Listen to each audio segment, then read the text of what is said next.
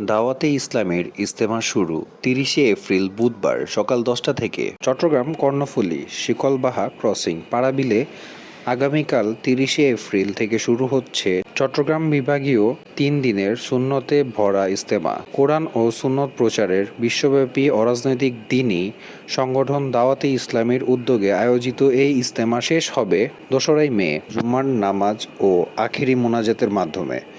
বিভিন্ন জেলা থেকে লাখো মুসল্লি এই ইজতেমাতে যোগ দিবেন। ৩ দিনের সুন্নতে ভরা এই ইজতেমার জন্য সব ধরনের প্রস্তুতি নেওয়া হয়েছে বলে জানিয়েছেন দাওয়াতে ইসলামীর বাংলাদেশ জিম্মাদার মুফতি জহিরুল ইসলাম মুজাদ্দেদি আতারি। ২৯শে এপ্রিল মঙ্গলবার বেলা ১২টায় কর্ণফুলী শিকলবাহা ইজতেমা ময়দানের সংবাদ সম্মেলনে এসব তথ্য তুলে ধরেন। ইতিমধ্যে চট্টগ্রাম কর্ণফুলী শিকলবাহা ক্রসিং পাড়াবিলের ময়দান জুড়ে টানানো হয়েছে বিশাল প্যান্ডেল।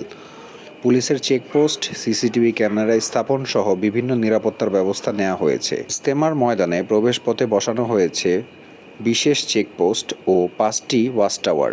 আগত মুসল্লিদের তল্লাশি করে মাঠে প্রবেশ করানো হবে। পুলিশ, বিভিন্ন গোয়েন্দা সংস্থার পাশাপাশি নিরাপত্তায় নিয়োজিত থাকবে দাওয়াতে ইসলামীর কয়েক শত নিজস্ব নিরাপত্তা কর্মী।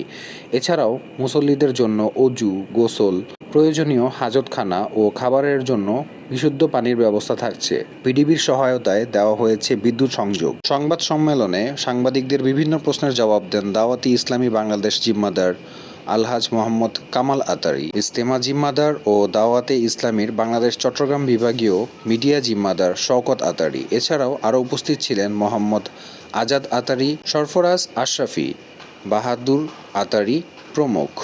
প্রতিবেদক পারভেজ মনিরুল, চট্টগ্রাম প্রতিনিধি, ডেইলি প্রেজেন্ট টাইমস।